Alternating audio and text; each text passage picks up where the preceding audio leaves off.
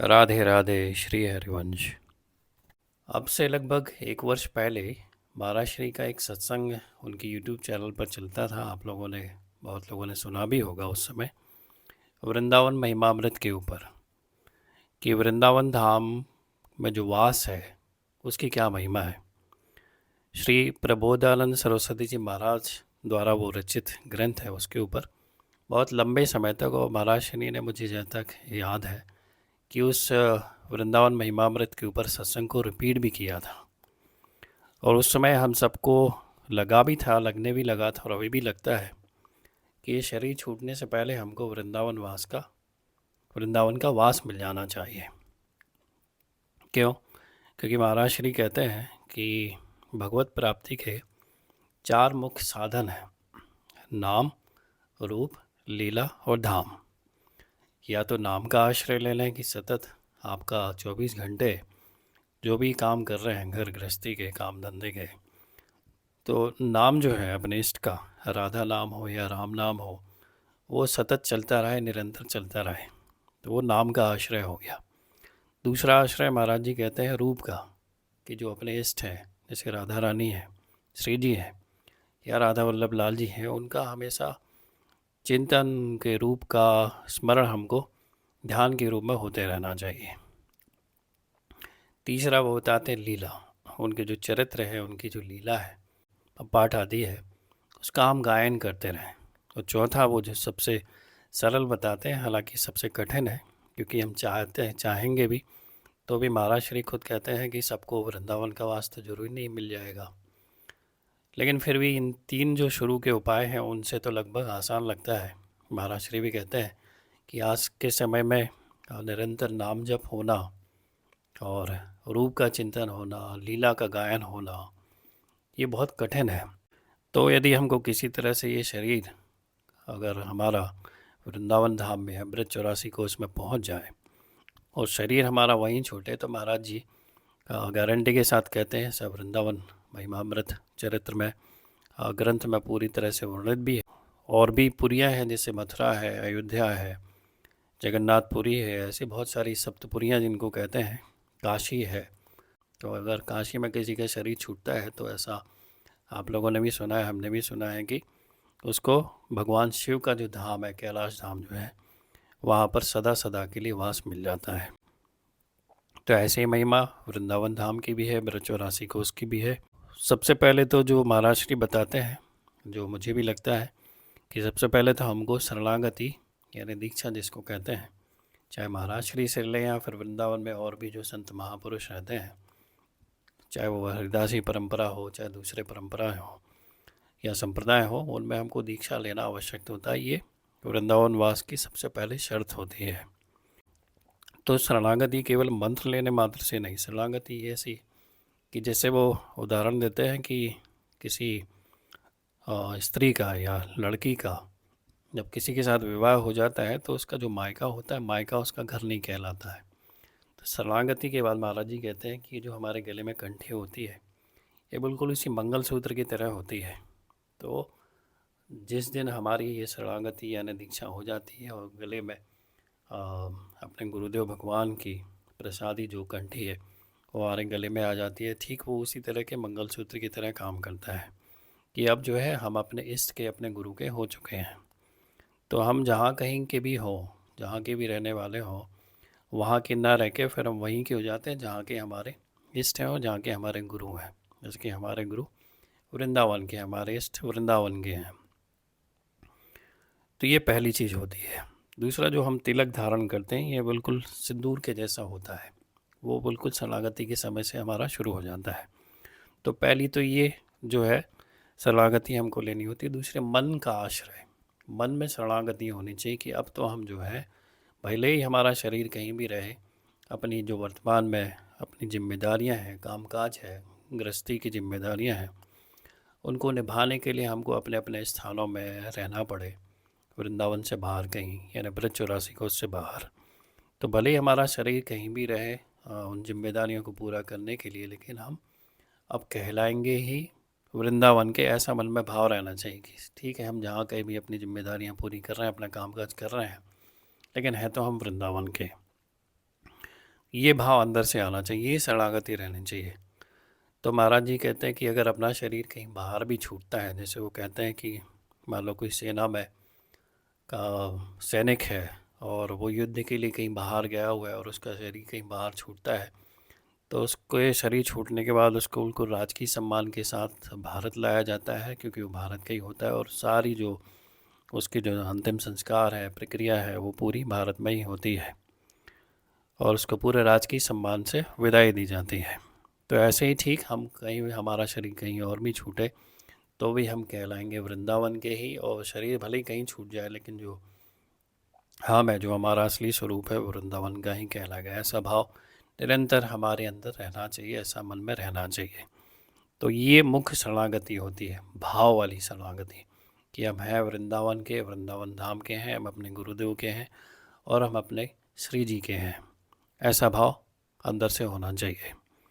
और एक चीज़ और है जो मैं आगे बढ़ने से पहले आपको बताऊं कि एक बड़ा ही सीक्रेट फार्मूला है, चाहे वो वृंदावन के वास को लेकर हो या फिर हमारी दूसरी कामना हो, उसकी पूर्ति के लिए एक बहुत सीक्रेट फार्मूला है जो मुझे धीरे धीरे पकड़ में आया। वो ये है कि जब भी हमारी कोई इच्छा होती है, कोई कामना होती है, और उसको अगर हम अपने मन में ही रखते हैं, यानी अपने मुख से नहीं निकालते, किसी से नहीं कहते हैं, तो एक बड़ा सॉलिड सा चमत्कार होता है, गारंटीड चमत्कार होता है कि वो कामना जो है हमारी निश्चित रूप से पूरी होती है, बिना किसी एफर्ट डाले या प्रयास किए। हमको कोई विशेष मेहनत नहीं करनी पड़ती है उसको पाने के लिए।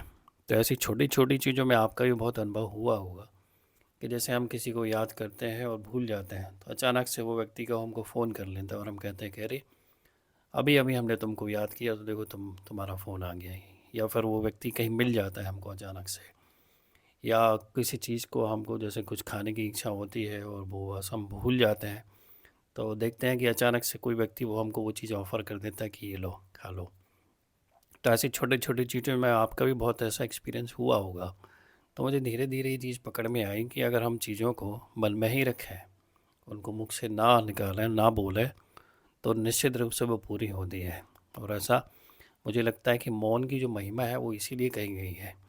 और हम देखते भी हैं, देखा भी है कि बहुत सारे साधु संत लोग कई वर्षों तक मौन रहते हैं, तो उनकी सारी जो आवश्यकताएं हैं उन बिना बोले कैसे पूरी हो जाती हैं। तो कहीं ना कहीं मुझे ये लगता है कि चूँकि सब जगह वो भगवान विराजमान है, और ऐसा कहते भी हैं कि अंतर्यामी रूप से भगवान हमारे हृदय में विराजमान है 24 घंटे। तो जब कोई हमारी इच्छा होती है, कामना होती है, तो वो हमारे और भगवान के बीच में रहती है। और महाराज जी इस बात को जोर दे के कहते भी हैं कि कभी किसी चीज़ के लिए किसी के सामने हाथ मत फैलाओ, मांगो मत। तो हाथ फैलाने मांगने के पहले मतलब ये होता है कि हमको वो अपनी इच्छा व्यक्त करनी होती है, अपने मुख से निकालनी होती है, तब मांगना होता है। तो अगर हम वो चीज़ किसी और से नहीं मांगते, अपने अंदर ही रखते हैं, तो इसका सीधा सा मतलब होता है कि हमने वो जो इच्छा है, कामना है, वो भगवान से कह दी है, भगवान से मांगी है। तो कहीं न कहीं और महाराज जी इस बात को सचेत भी करते हैं कि इच्छा का मतलब कोई बुरी इच्छा नहीं, अच्छी इच्छा जिसमें किसी का नुकसान ना हो, कोई अन्याय ना हो, अधर्म ना हो, धर्म संगत हो वो इच्छा, वो कामना, और उसकी आवश्यकता हमें हो।